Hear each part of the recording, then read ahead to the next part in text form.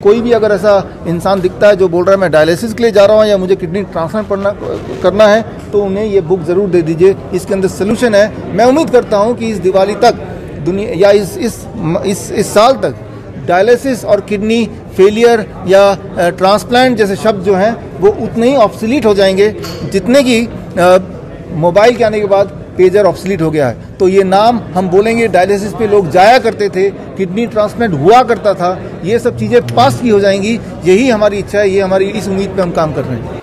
अगर आप डॉक्टर के पास जाते हैं और डॉक्टर बोलता है कि आपको डायलिसिस के लिए जाना पड़ेगा, जैसे ही वो बोले तो आपको क्या करना है? आपको ईंट उठा लेना है। एक नहीं 6 ईंट उठाना है, 6, और 6 ईंट उठा के आपको वही करना जो हमारे पेशेंट करते हैं। आप देखिए यहाँ पे ये जो 6 ईंट, 3 ईंट इधर 3 ईंट उधर, ये ईशिंदर प्रीत कौर का ये फोटो है, फरीदकोट की रहने वाली हैं।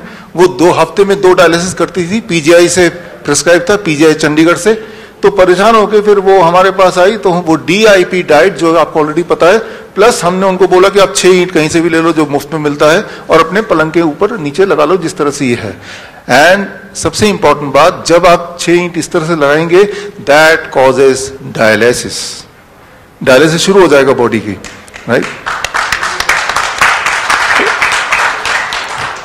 आप में से जो लोग ऑनलाइन मुझे देख रहे हैं, जो लोग अभी यहाँ पे प्रेजेंट है, उनको तो बुक की कॉपी मिल ही जाएगी। जो लोग ऑनलाइन देख रहे हैं, तो ऑनलाइन आप यहाँ पे bishrup.com/360 डिग्री में जाएंगे तो ये बुक की हिंदी इंग्लिश की कॉपी आपको ई बुक मिल जाएगा।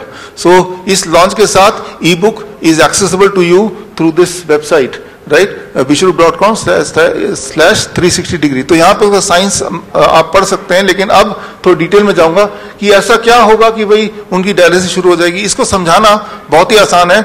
याद कीजिए, आज से करीब 20 साल पहले, 30 साल पहले जो लोग हमारी उम्र के हैं, मेरी उम्र करीब 50 साल है, अगले कुछ साल में हो जाएगी। तो जो हमारे उम्र के लोग हैं उनको याद होगा बजाज चेतक हुआ करता था, और जब पेट्रोल खत्म हो जाता था तो हम क्या करते थे, उसको थोड़ा टिल्ट कर लेते थे। ये जो टिल्ट आप देख रहे हैं, ये टिल्ट हुआ तो वो फिर चलने लगता था। वो क्या हुआ? That is the force of gravity.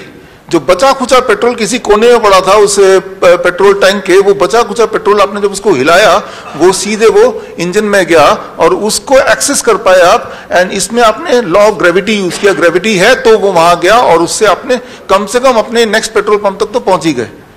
So that is called the science of postural medicine. आपने स्कूटर के पोस्चर को बदल दिया, राइट। तो बचा कुचा पेट्रोल है ही, तो वो एक्सेस हो गया और उसका काम इतना हो गया कि अगले पेट्रोल पंप तक पहुंच जाए, वहां तो पेट्रोल मिल ही जाएगा।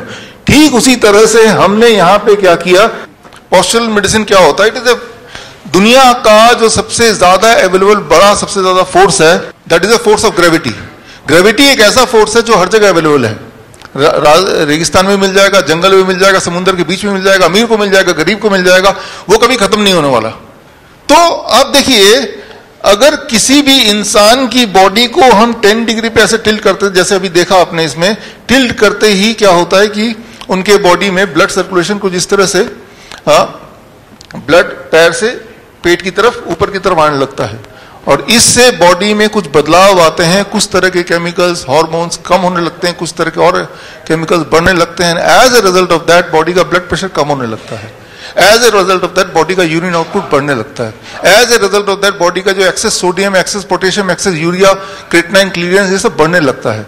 और इन्हीं चीजों को बोलते हैं डायलिसिस। डायलिसिस यही होता है। एक बात आप याद रखिए अच्छी तरह से, किसी का किडनी कितने ही फेल हो जाए, उसमें फिर भी कुछ किडनी सेल जिंदा हैं, तभी आप जिंदा हैं। वो बचे खुचे किडनी को पकड़ के उससे काम निकालना है।